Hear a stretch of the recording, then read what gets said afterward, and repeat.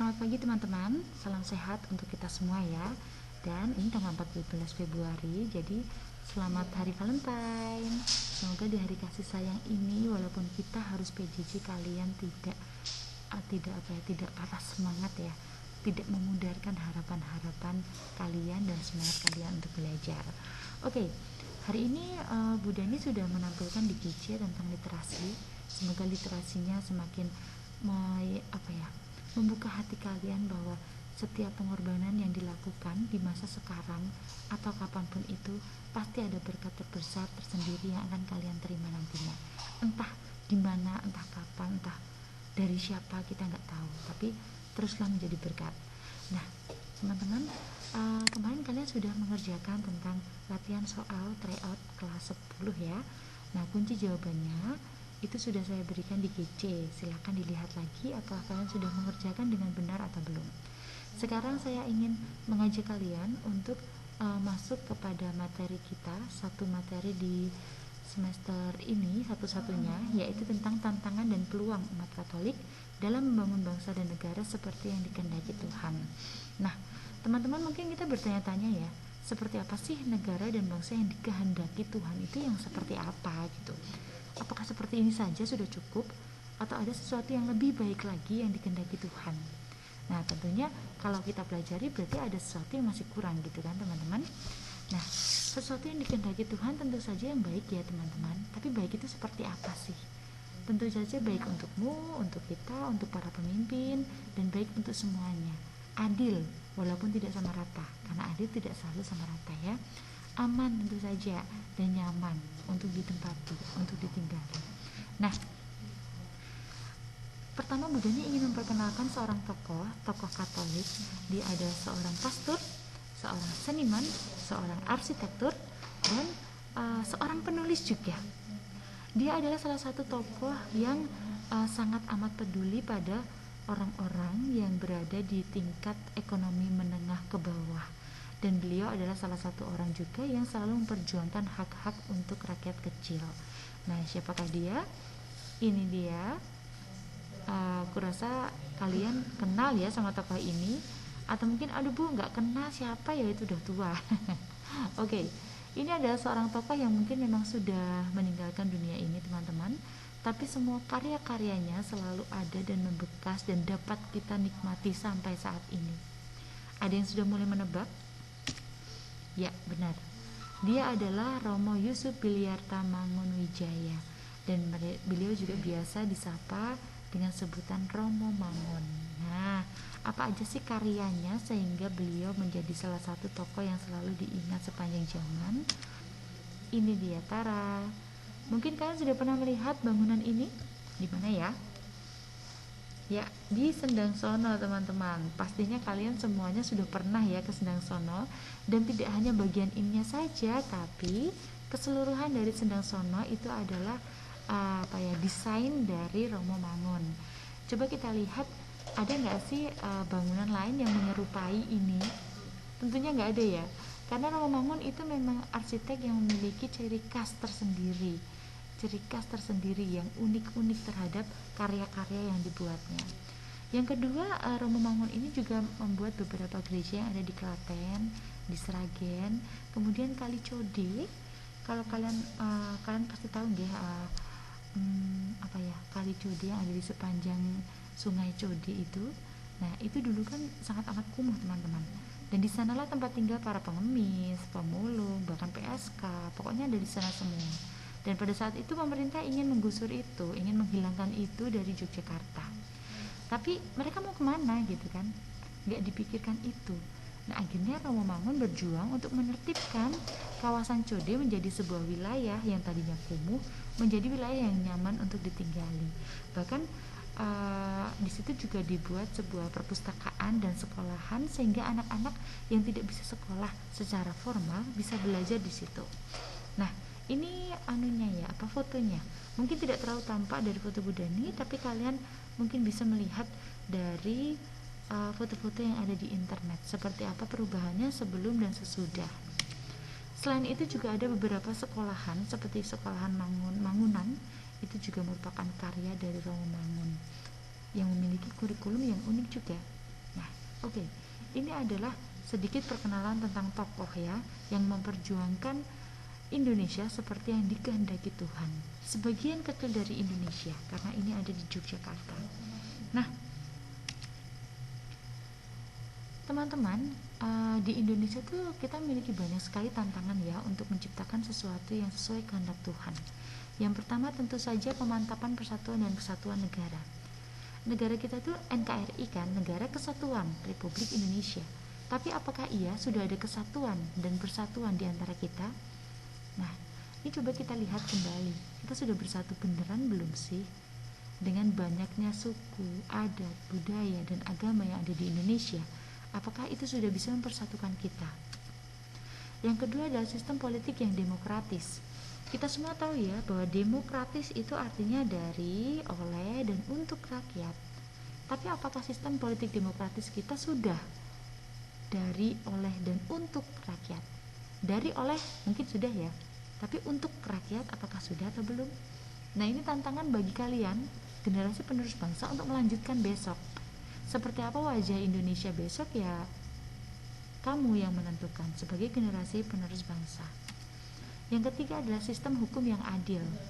Sudah adilkah sistem hukum di Indonesia? Sometimes ya, kadang adil, kadang enggak, tergantung budget ya kayaknya ya. Tapi kita bersyukur ya teman-teman, karena di zaman atau era Jokowi ini kita sudah mulai perlahan-lahan mendekati hukum yang adil. Yang keempat adalah sistem ekonomi yang adil dan produktif. Nah, untuk sistem ekonomi ini mungkin kita sudah bisa melihat bahwa banyak sekali rakyat Indonesia yang sudah semakin maju ya teman-teman. Terbukti dari walaupun pandemi, banyak sekali tempat-tempat wisata itu yang dipenuhi oleh pengunjung. Artinya daya beli masyarakat itu sudah tinggi teman-teman, masih tinggi walaupun pandemi. Nah, ini kita syukuri, tapi juga kita perlu hati-hati di sini. Bahkan sekarang orang-orang muda yang belum punya KTP seperti kalian para pelajar juga sudah bisa loh memiliki penghasilan sendiri, jualan online lah, menjual pulsa lah, ada yang di medsos dengan TikTok atau Instagram dengan pengikut yang banyak yang bisa menghasilkan endorse seperti itu. Kemudian sistem sosial budaya yang beradab. Nah, ini hanya kalian ya teman-teman yang bisa menjawab, sudah beradabkah aku? Beradab artinya menjadi suatu manusia yang sudah sesuai dengan adab. Di mana kamu berada? Sudah sesuai norma belum sih? Moral sudah belum sih? Karena kebanyakan sekarang ini dengan adanya medsos, banyaknya budaya-budaya asing yang masuk ke Indonesia, banyak sekali nilai-nilai kesopanan, moral, adab manusia, pria dan wanita itu mulai dikesampingkan. For example, ada kos-kosan yang campur dan bebas. Nah, apa yang terjadi dengan campuran dan kebebasan itu zaman sekarang jadi norma-norma sopan santun jadi bergeser, jadi dianggap sudah biasa. Ketika ada orang laki-laki dan perempuan berduaan, sudah biasa, dianggap menjadi sudah biasa. Jadi sepertinya nilai-nilai harga diri sudah mulai bergeser. Kemudian yang keenam ada sumber daya manusia yang bermutu. Kalian sudah sekolah nih hampir 12 tahun. Apakah kalian sudah memiliki mutu dalam diri kalian? Artinya sudah berkualitaskah kalian sebagai manusia, sebagai pelajar? Nah, mungkin ini tidak harus dijawab sekarang ya teman-teman, karena perjalanan kalian masih panjang untuk mengasah kualitas dirimu. Dan dengan mutu itulah nantinya kamu bisa menciptakan dunia baru, artinya Indonesia baru yang sesuai dengan yang dikehendaki Tuhan. Dan yang terakhir adalah globalisasi. Ini sangat amat mempengaruhi kehidupan ya, sebagai tantangan juga ini, karena globalisasi bisa mengakibatkan efek atau memiliki efek positif dan negatif. Jadi harus pintar-pintar untuk memilah-milah mana yang positif bisa menjadikanku pribadi yang berkualitas, mana yang tidak, buang aja yang enggak ya. Nah, selanjutnya ada beberapa krisis di Indonesia sampai sekarang. Pertama adalah krisis etika politika. Merupakan politik itu menjadi sarana untuk mencari kekuasaan teman-teman. sebagai transaksi bagi-bagi kekuasaan, bukan untuk pelayanan. Bahkan sampai sekarang mungkin itu masih terjadi. Ketika orang mencalonkan diri menjadi calon DPR, dia berkampanye ke sana kemari, tentunya membutuhkan banyak modal kan. Dan ketika dia menjadi DPR benar, maka dia akan mencari cara untuk mengembalikan modal-modal yang sudah dikeluarkan. Jadi pelayanannya tertunda terus. Yang kedua adalah krisis ekonomi. Katanya Indonesia kaya kan, katanya, kata siapa ya? Tapi masih banyak sekali yang berada di bawah garis kemiskinan. Nah, dengan menjadi pribadi yang berkualitas, kalian bisa menjadikan Indonesia benar-benar kaya akan SDM yang bisa mengembangkan Indonesia dan alam Indonesia. Yang ketiga, merebaknya aliran fundamentalisme radikal atau menutup diri. Artinya banyak sekali kelompok yang tidak bisa menerima kebenaran yang berasal dari luar kelompoknya. Dan itu bisa terjadi dalam kelompok agama, kelompok suku, kelompok adat dalam suatu daerah tertentu. Dan ini yang seringkali menjadikan Indonesia bubar gitu ya, bubrah. Artinya jadi tidak teratur karena adanya ini. Maka ketika kalian menjadi seseorang yang berkualitas, ini kalian bisa memfilter, tidak gampang terprovokasi. Yang keempat adalah lemahnya hukum. Ya, ini sedikit demi sedikit sudah diperbaiki ya oleh pemerintah, jadi tidak lagi berat sebelah, walaupun ya masih ada juga yang berat sebelah. Dan yang terakhir adalah bencana dan kerusakan alam. Bencana ini bisa terjadi karena memang sudah waktunya, atau karena alamnya rusak. Alam rusak, yang rusak siapa? Tentu saja yang punya akal budi membuat kemajuan, yaitu artinya berarti manusia dong ya.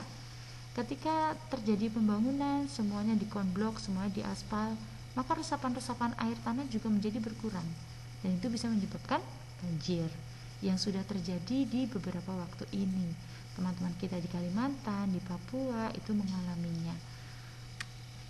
Nah, apakah teman-teman sampai sejauh ini apakah sudah ada perubahan? Apakah sudah ada perbaikan di Indonesia?